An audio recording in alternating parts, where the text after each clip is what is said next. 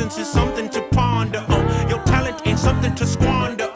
Blessed and favored so highly, anointed, appointed I might be. This is that, all that podcast featuring Kyrie.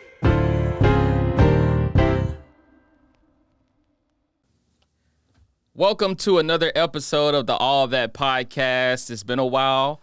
Thank you guys for being patient with me and you know, still riding with me after I take my little sabbaticals. We are back with a story that is quite unfortunate, if I must say so myself, but a story that needs to be out and needs to be heard. So I'm here with Domonique Champion, and also I'm here with Benjamin Rizk, who is running for president at the University of Houston.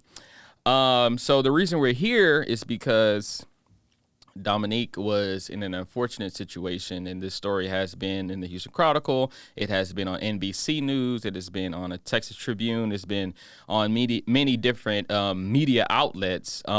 So I guess, you know, I could lead it in, but what better way for us to hear the story than from the person that it happened to? So if you can just, you know, tell us what happened. What happened? What got us here this day? Well, what got us here was a long history of neglect, it would seem. Mm-hmm. But for this particular day, it was the fact that our building's air conditioning has been faulty for a good while, the theater building at the University of Houston. And due to that, as well as inadequate amount of rehearsal space in that building, and to paint the picture even further, I have been on and off on that campus since 2010 as an undergraduate and now as a finishing graduate student. So the outside areas that surround the theater building adjacent to the Moore School of Music, that tends to be areas where we have long been able to freely rehearse and prepare and create, regardless of the fact it was an open space. And of course, in that particular day, it was beautiful. So why not move outside when it's frigid on the inside? Right. We were rehearsing a scene of choreographed violence, and I emphasize choreographed because in a professional setting, you want to make sure that the violence that you are choreographing is safe and repeatable across a 8-show work week, say on Broadway or in a regional theater. And while we were at the peak of making sure that we were solidifying certain moves and sets, that was when the officer appeared, and because of the visual of the loading dock, I was able to clock him from the waist up. So I recognized that the blue and black and the sunglasses and the helmet, I was like, okay, this is a police officer. And then again, this is very few seconds, and especially to an actor, seconds is a very long time. So I have already had an officer called on me once while out in the open with a prop piece of weaponry, and the police officer did appear, but the first thing this officer did was ask the question, what is going on?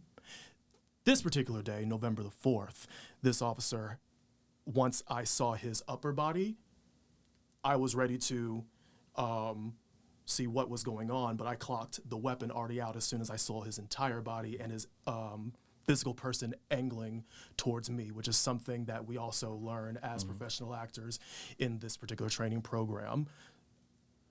Knowing that that intention was for me, seriously, within milliseconds, it felt like generations of instinct said, drop to your knees and save yourself.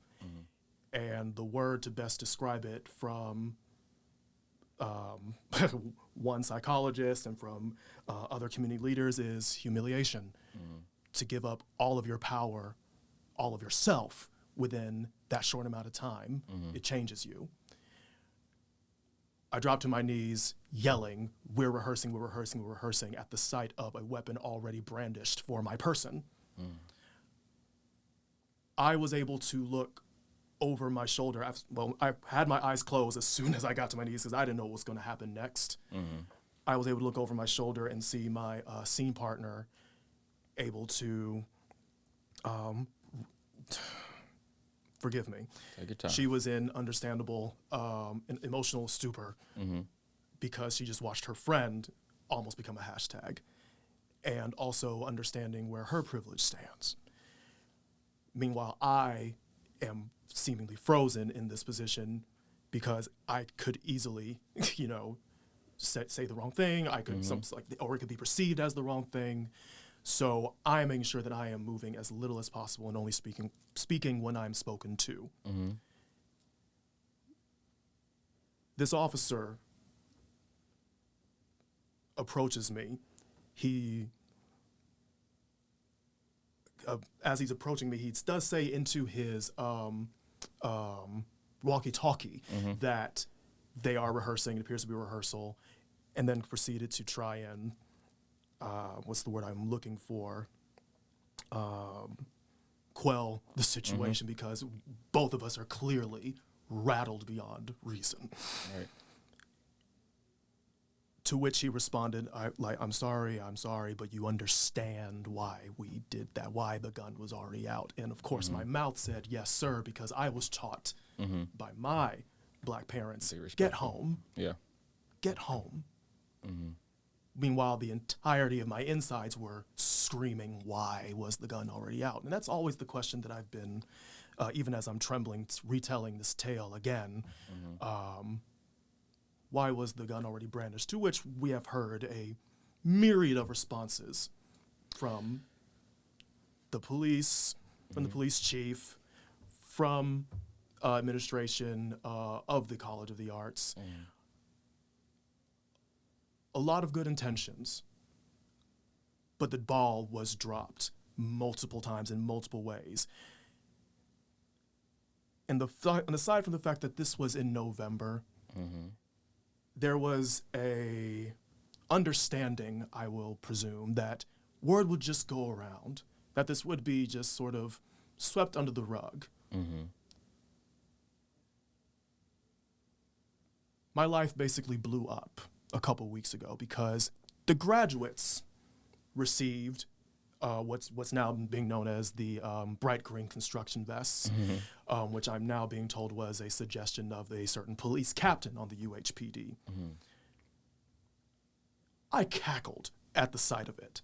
My own professor handed it to me in a silent rage because even he knew that this was not the move. But he had a job to do, and I took it, never intending to actually wear it because the last thing I need is an actual bright colored target on my literal back. Yeah. Also, what vest? That vest is not bulletproof, all right? Yeah. So their reasoning behind it was that that okay, if you wear these vests, then the they will officers know will know that it's okay. Also, I want you to do this for us too. Can you? I know you said it's choreographed violence. Can you take us through exactly what you were doing in the scene that day? Yes, absolutely. Okay. So it's unarmed. The only thing in both of our hands were our scripts. Okay. Again, I can't stress this enough. Yeah. White pieces of rectangular paper were the only thing in our hands. But because of what our character's relationship was, I was a distraught brother trying to calm down a mentally disabled because her character, my sister, was beaten by her previous lover. So navigating the fact that she doesn't trust me, she can't quite make out who her brother is in that scene, and her getting violent towards me, I'm having to defend myself. So how do we safely make this look like from a distance, to the back of the house? Yeah. How do we make it look like this is me trying to calm her down while she's fighting me off?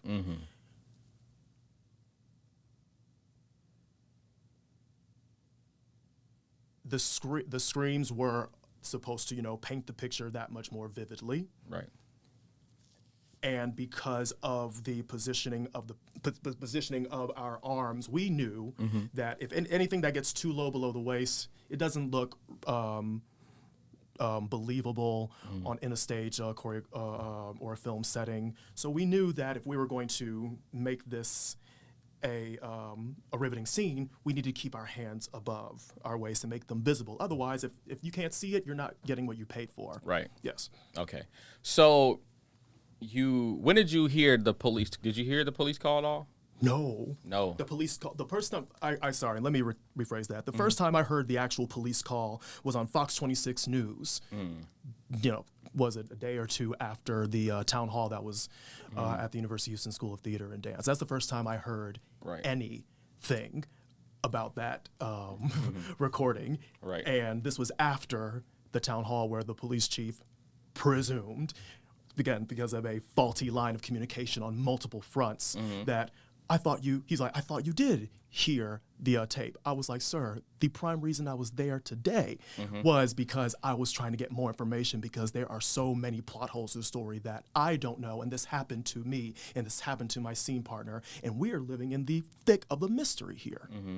Meanwhile, I'm trying to navigate this while going through constant re-traumatization. So the person who called described it as a black male on a white woman, right? Was that correct?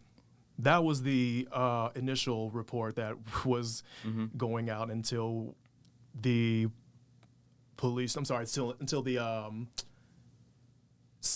transcript of the phone call finally went out to the public, and it specified that it was a black man on a woman, and it was emphasis on the black part. Right. So you feel like, you know, I'm pretty sure some people are listening to this are going to be like, oh, you know, the race card or whatever. But do you feel like if that person would have called and would have said a white male on a female, do you think the gun would have been drawn as soon as they got to the scene if that was the case? Friend, we live in a country where they took a serial killer into the cop car and got him a Big Mac. Of course it would have happened differently. Right. Of course it would have happened differently. Right. I specifically asked the chief of police, has he ever seen a white-colored pistol? To which he gave a brilliant response, which kind of nerded me out, but it was very much titular to the point that the last time I saw, I've never seen a firearm in the shape of a white rectangle. Your script. Right. A single piece of paper. It Mm-hmm. wasn't that many words because the focus was the physical aspect of that scene. Right. So do you guys have a space inside your building to rehearse? We have. Or you have to go outside? We have 2 theaters, which Okay. were being worked on for 2 different shows. We have a lobby. We have a studio space that's also tends to be used for season shows and for some rehearsing. There's also another classroom downstairs. Aside from that, you are in a hallway, you are in a lobby, you are on the patio, you are in the street, you are across the way on the newly built stage in the courtyard. The way rehearsals tend to work regarding that building is found space, which is for a while become a point of conversation between the School of Theater and Dance and the University of Houston administration. And to my knowledge, it nearly happened shortly after my achievement of my undergraduate degree, which made me, I remember it because I remember being jealous about the fact that, oh, after I leave, then they get all the cool renovations. Right. And I keep visiting, and the building doesn't expand. I see maybe some new artwork inside the building trickle in. I see new TVs. But I'm looking across the way at these newly renovated buildings. I'm looking across the way at the Moore School of Music. And this is not to, bash these other buildings and their opportunities and their resources. I'm simply wondering where was and is ours. Yeah. We have titular artists that come out of that program, that have come out of that program. I'm talking Jacarius Johnson. I'm talking Dennis Quaid. I'm talking Brett Cullen. I'm talking Jim Parsons. I'm talking people that are currently on Broadway from that program right now. Yeah.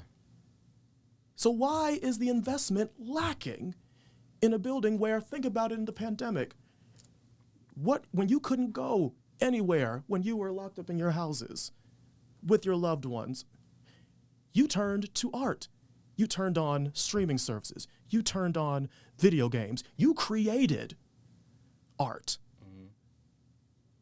So yes, I'm biased in the regard of why is there not more investment at the training level for people that aspire to be that for other people in the events of these dark times where they need that escape, where they need to be reached out and to feel human again.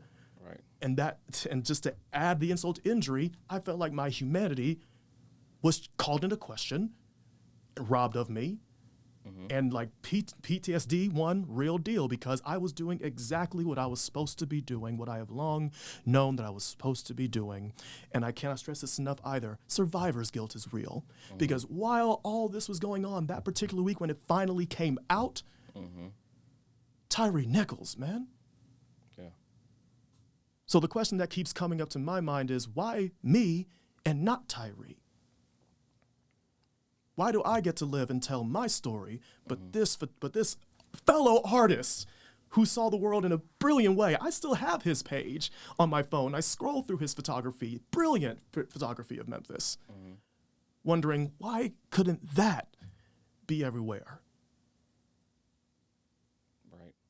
So if you had to place a chunk of the blame on a certain institution or whatever, would it be the school or would it be the police? Because from my understanding, you understand that the police were responding to a perceived threat, but your issue with that is the gun already being drawn.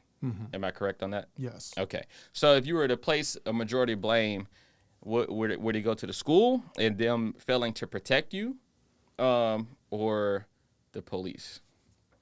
The word blame is Or responsibility. Yeah. That's a much better word for me and my spirit, because blame means I'm coming after you. Yeah.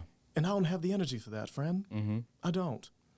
Responsibility, absolutely, because what I keep repeating, there's been so much drop in the balls of communication, because I don't need to blame anybody, because that's what the administration has been doing. Yeah. They've been saying, oh, this wasn't my department, that was yours. Oh, that wasn't my responsibility, it's yours. I'm like, can all of you actually have a conversation and come to me? Because this happened to me and to my friend.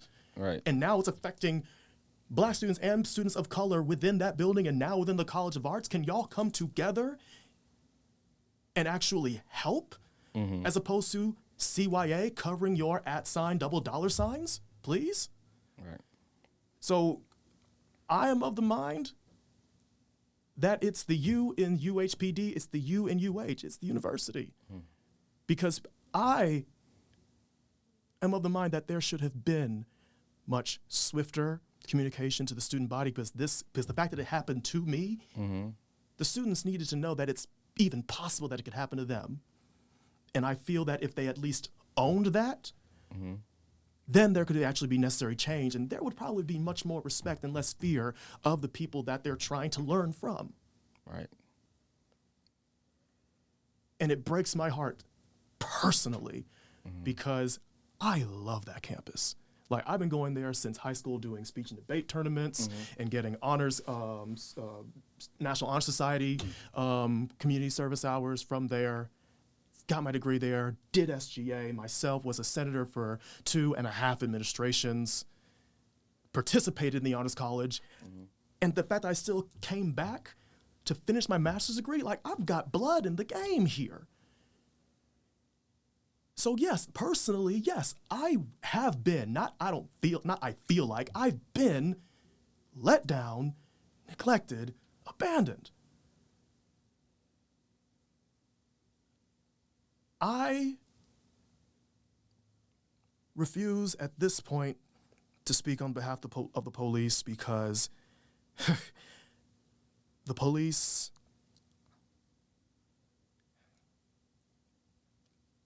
accountability is going to have to come from the outside in, it seems like.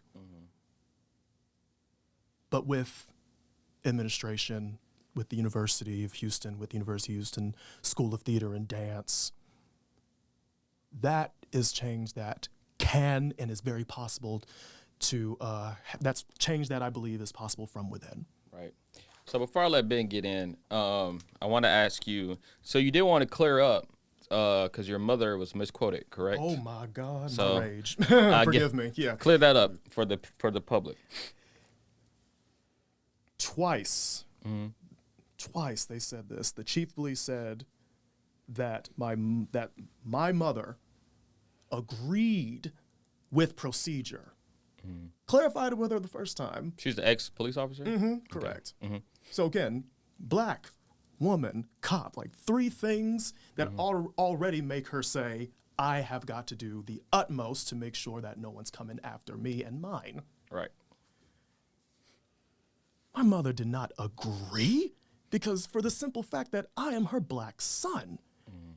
She's a sensible woman and goes, yeah, I can understand like the procedure, but even with that procedure, there are more than one way to go about that better without giving a child that easily could not have been hers mental trauma, emotional trauma. There are ways that everyone in that situation could have gone away from that better than when they left it. And this is what I'm hearing from multiple multiple sources on the force or with experience on the force. And the fact that the dean doubled down and put that in the statement to the student body, that is when I honestly lost respect for the man because I did trust him and he was doing the initial steps to try, albeit late as all get out. He did put in effort. But you don't come from my mother and misquote her. Right. You don't because that's a way to in a way absolve exactly the officer of his actions because he's like, oh look, even his mother said it's not that big of a deal. And they thought because she was a police officer, they thought they can get away with that. No, you do not get to do that to me. You do not get to do that to my mother. And by extension, honestly, this university has also disrespected the memory of my father, who also worked for that university. Wow. Oh, yes. So again, your roots run deep with that. I'm telling you. Yeah. Michael Joseph Terry, a prime name working with information technology. Like, it was his system that during my time at University of Houston, it was his system that was helping the Cougar cards, the meal plans, auxiliary services. They went to this man. And he passed away from ALS. And I swear before you, as his body was deteriorating, he said, as long as I have control of my thumb, I can do my part for this university and take care of my family. Wow. That's important to hear for Black History Month, for your dad. So now you understand why this has been painful and why this has felt personal. Right. Because they've come from my mother, they disrespected my father, and they have abandoned me. Right. And I'm only now receiving, the follow-ups of, like, well, what can we do? How can we help? Wow. So I'll let Benjamin Rizk get in here, who once again is running for president at the University of Houston. So you can take it from here. Okay. And kind of, which I can expound on first, more on Domonique situation. I mean, basically, I first saw the articles a few days ago. I popped up on Instagram. I saw what's going on here. I haven't heard about this. And then I thought, okay, this must have happened a few days ago. But then I saw November. Why isn't this coming up now? Where was the attention of this before? But a big champion of, well, ironically, you're leading, but someone who was really promoting this extensively was Brandon Sanders. Like, I got to give props to him. I wouldn't have found, many other people wouldn't have found out about this, and it may not even have gotten to Houston Chronicle without him constantly pushing for it. I agree. He hasn't been rewarded for it by any means until even just really recently. Like, now people are, giving him accolades or like saying like, you're doing good. But he was the one that told me, or made sure it was important that I felt my story was important. So absolutely. Thank you. And shout out to Brandon Sanders. Yeah. I reached out to him not too long ago, but also it's just the fact that he wasn't afraid of who to, like, let's say, call out can be a bad word, but I mean, he just said, like, where's your statement? What you watch over this. He called out student government. He called out Renu Couture, called out administration. He even tagged just anyone and everyone who's like this is usually your job to report on this. I think on some tags I saw Joshua Martin, the current president, called out just student government in general, Renu Couture, admins, and some other figures that are supposed to be on top of this have something to reconcile for this, and there hasn't been much of a response. However, I just ran into him recently. It was by accident, really, just in Student Center, just kind of said, like, thank you for what you're doing. And he's like, yeah, I've been doing my job, like no one wanted to do it, but you know, like I'm about to get out of here anyway, so you know, I'll do my thing and then get going from there. But yeah, it's very it's kind of part of a trend of many things at this university I've noticed over my time, from experience I've heard from many students, not even just this incident, but just many incidents in general, whether it be sexual assaults or lack of academic resources, or just accountability, especially on UHPD, to actually address many problems or have a process to come to a conclusion that actually prevents something from happening again. Right. And there's a lot of work to be done. There's a lot of uncomfortable conversations to be had. There's a lot of virtue signaling, a lot of posturing that's getting in the way of this. Yes. And you know, with the University of Houston, I came, you know, my brother, he's an optometrist now. He went to University of Houston. Kind of the story of how many students come across University of Houston. Maybe not necessarily the first pick, not the last pick, but a university that, you know, has a great culture of, you know, big culture we promote of diversity and inclusion, but not seen in our administration, not seeing the receptiveness among the students, the acceptance, the promotion, the advocacy for many issues, and for trying to uplift one another at UH, but not seeing it reciprocated in return from the administration. And like I kind of think overall with how, like in regards to the response right now from current admin, whether it was student government, because I mean, student government in regards to resolutions, like they can call out issues, they can raise awareness to issues. There hasn't been much of a response. There was like a last minute email I saw was sent out or something, kind of, it seemed more like a cover up really by the current president. Call a spade a spade. Yeah. But for the most part, like my brother, now optometrist, like he initially didn't have like it was a very steep hill to ride up. Like initially started out Lone Star, very low GPA. Like my dad was like dragging him by the ear, like, come on, you're like we're gonna get you like time to grow up now. And then he eventually got to UHD, and then finally got to UH and commuted the whole time. It's quite insane to me because I couldn't do that now. I moved close. That's now. my life No, right it now. was I get it. I yeah, get it was it. like 45 minutes to an hour. Like, no. Same. Yep. Yes. Okay. You understand? Yeah. So you're doing that for 10 years, man. No. You need a trophy, man. I need a thick gas card is what I need. Yeah. But overall, just in terms of address, whether it be the fact that UHPD and many administrators like to just put these under the rug so we can keep the image of UH pure, as if it's just this institution that lives up to its name of what it promotes, what it puts in the advertisements behind, as compared to what's behind the veil, what's behind the closed doors. That culture needs to go. You know, many people, many groups of people like to say, you know, like you're bringing trouble and bringing attention to these issues, and like, no, the trouble's already there. It's just being shown now. But I gotta mention my brother overall, because at least in terms of the culture of what UH ought to be and what it can be, what we're very close to achieving but have to keep fighting for every day, is that he showed me around UH many times when I was younger.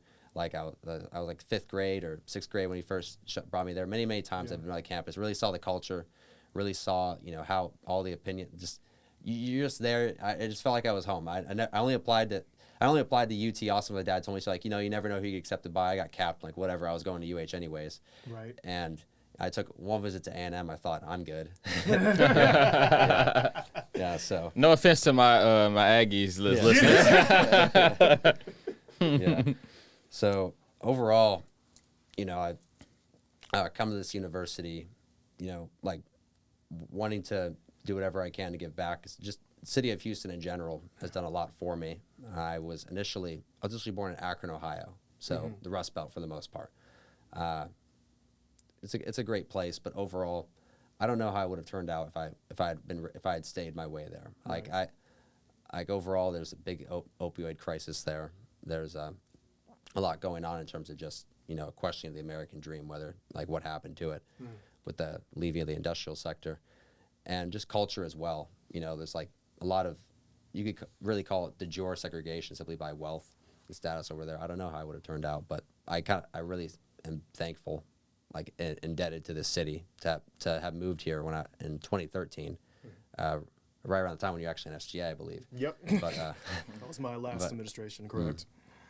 But it's informed me on many issues and allowed me to create new experiences and see new things I never would have thought possible. And I basically want to do whatever I can to give back to my brother, to Houston, to the city, and to this university, as it's done so much for me. I see that in you, friend. I see that. I appreciate it. And ultimately, it starts with having these conversations. Right. So, Ben, as if you were the current president, right, and this situation was going on, what do you think would be your actionable steps? What do you think you would be doing right now? What to you looks like the right thing to do in response to a situation like this? Well, I would hope that I would have found out about it in November. I would have been on it.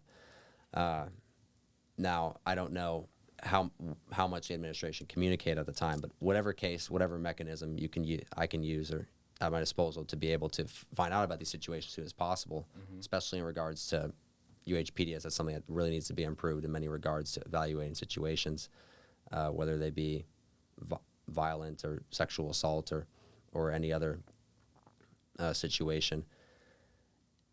I mean, just contacting the person. I you haven't really been contacted till now, but whatever it may be, whether it be through Instagram or email or something, like, hey, what happened? Tell me personally. But before you can get down to logistics and saying, let's set up this investigation here and there, just like talk to people, one-on-one. Like you have to really. It's all about building connections, all about seeing your stories and getting perspectives, but especially on now logistics side, because you can't just give a speech and say emotion and this and that. You got to have a plan. Finding out the chain of command. So you're saying there's a lot of miscommunication with many departments. Why is there miscommunication?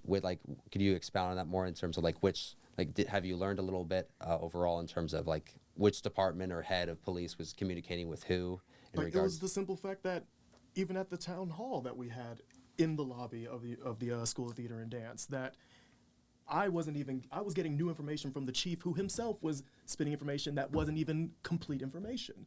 So even within his department, he was being misinformed, which meant I was being further misinformed. I found out at that town hall that they thought I had a gun. Wow. Only to later be told that they thought it was a knife, that the recording actually said knife. So the chief misspoke in front of me after I had to spend, all those months pretty much alone carrying this, saying maybe they thought it was a knife, trying to justify, trying to help them out. Yeah. And to know that the picture only gets painted worse and worse by the amount of tea, I don't know who had known. There's so much rumor that I can't even give those attention anymore because I don't know who to believe and who to trust, and that's a problem. I want to believe in the higher-ups at the University of Houston. I worked with them. I still remember when Renew Couture handed me blueberry pancakes at Finals Mania. Wow. Seriously. I respected this person, revered this woman, loved telling her story. Yeah. And again, the School of Theater, the fact that it, again, my graduate professors had my back and they've been protecting me, but the fact that the undergraduates are getting their vests months later, what happened in that break? What happened in the middle of that time? And did any correspondence further happen between the department and with the UHPD? And even then, I still don't have all the details of who spoke to the dean's office beforehand. Did it get to the dean of students? Did it even make its way up to Renew Couture's office? I don't know. And because I don't know, my trust is minimal. To answer your question, I hope. No, that was a really good response. That's the thing. This is sort of related, not in response to your current situation, but I'm sure you've been heavily involved in the extracurriculars. Obviously, whether it be political through SGA or through your acting career, just planning events, for example. I have to go to there's like 3 departments you have to manage between just getting an event and then getting a food permit. Like TSU doesn't have food permits for getting Domino's pizza. Like, oh, you might maybe suspended for a year if you get violated 3 times for not having a proper food. No, you have to submit a proper food permit. It has to say the exact address you came from, exact food items, the flavors. If you don't do that, someone may come by, check, oh, they don't have the exact thing. Okay, that's a redaction. 2 more times, your org can't operate for a year with food. You know, like that's something small, but the thing is also I'm going to CARS to then schedule an event. I'm then going to UH get involved to schedule it. I'm then getting rejected for one thing or another, having to redo the application, and then I have to go check with the fire marshal to see if I might go to jail for serving Domino's paper. Like it. So much red tape that's as red as the UH. Oh Yeah, my God. yeah. Wow. Oh my goodness. But I kind of say that to elaborate on a theme, because I experienced red tape through political organizing. Last semester I was co-president of Students for Beto, so I learned a lot of it very quickly, like just trying to do basic things. And in regards to just like having, like it almost seems like the university is designed in many manners to We've been telling y'all it's a system. to impede student organization, whether it be in addressing the issue of UHPD not just responding reactively rather than, what's the right word, methodically about how to handle situations, about diffusing. Yeah. That's the word I was looking for Diffusion. earlier. Diffusion. The way that police officer ran that corner, it makes little sense to me. How from the edge of that dumpster to the edge of that loading dock, before I finally clocked his weapon, that he couldn't see that what was in my hand was a sheet of paper. And to your earlier point, something else that I've been like just trying to hold on to, because like I'm still going to class, still trying to go back to that traumatizing space, because again, I graduate in May. I have a goal. I have things to do. I have work to finish. And it wasn't until the open forum that was originally supposed to be a university-held event under Dean Davis, which then got canceled and was supposed to be led by the students, which then he was invited to. Yeah. It wasn't until then when I finally heard someone bring up the point of my mental health, me and my scene partner's mental health, because I am of the mind that if something like that happens to you, you should be sought out. Yeah. So I had to go after having another panic attack in class first thing in the morning, finally going to counseling on campus, which they charge. Dean didn't even know they charged. You didn't know that? He didn't know. I've been going there yeah. on and off. How long? Yeah. I've known. And I know it's cheap, it's like $5-10, but still, At that point, just make it free. Right. Yeah. So we had, 3 days of counseling services on site. I'm like, after what happened like that, you don't need just 3 days. Oh yeah, that's a big problem. And the fact that was released after I sought help on my own, that's another problem. And I feel for the counseling and psychological services at the University of Houston. There's only 15, 20 of them for 48,000 plus students, right? Even they, when I go to see them, there is care there that's of the understanding of this should not have taken this long. They understand that this is something that you've been carrying this long, and you have been in deep pain for a myriad of reasons, aside from the fact that you could have been physically harmed. And let me tell you something, imagination,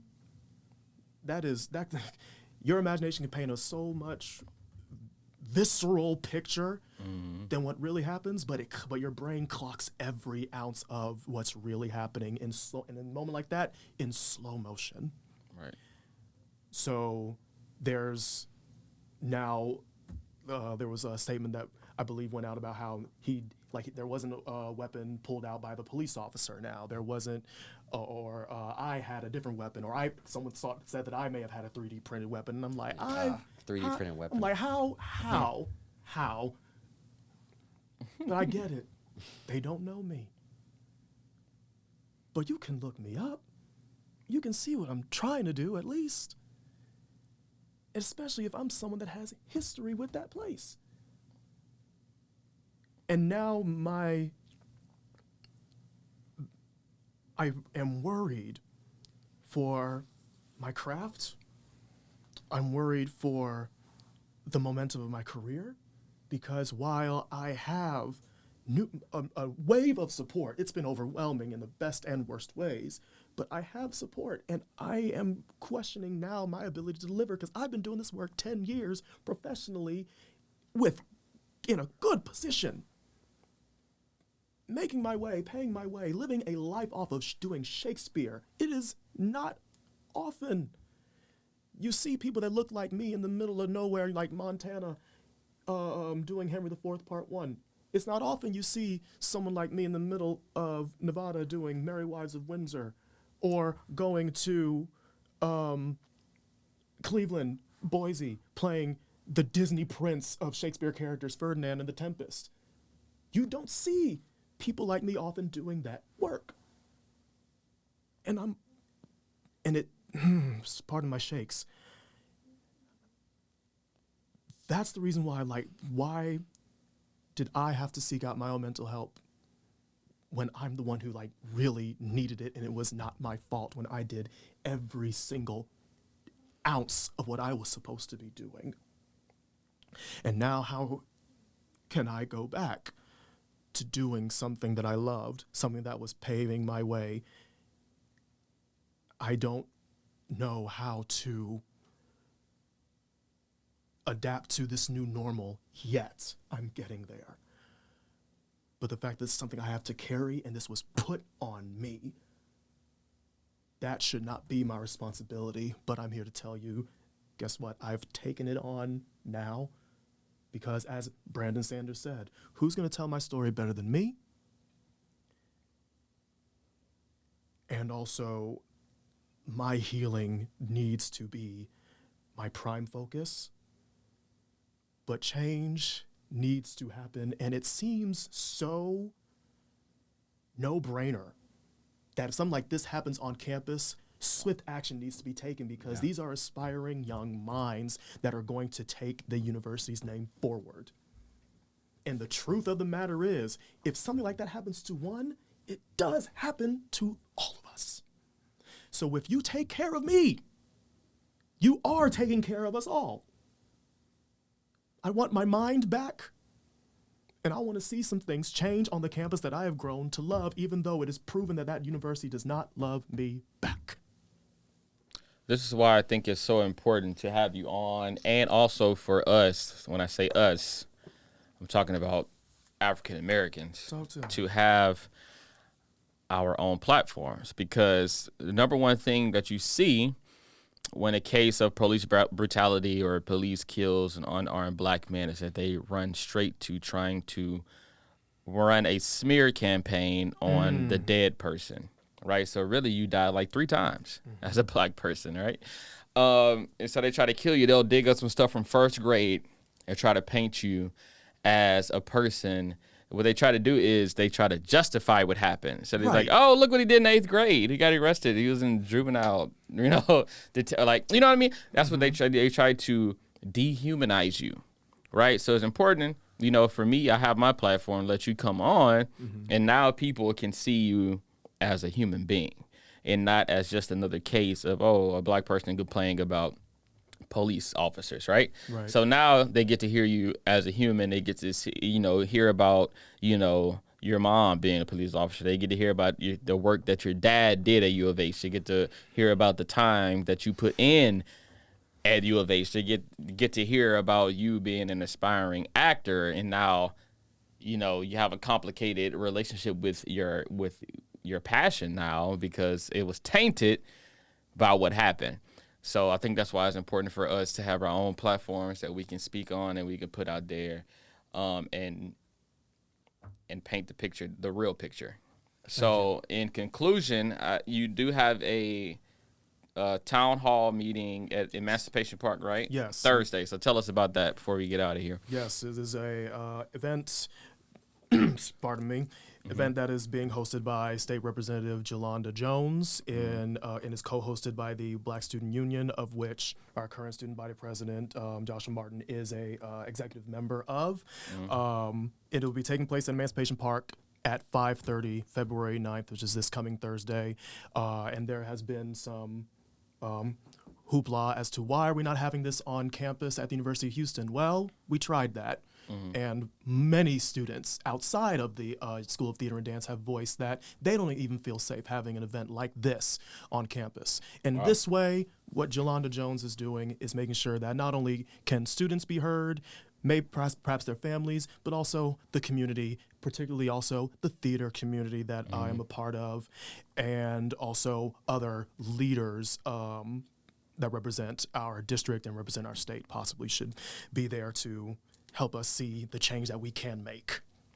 Right, love that. So, thank you for coming on, being vulnerable. I know it's it's hard for you to have to relive these moments, speaking. So I appreciate you coming on and sharing your story.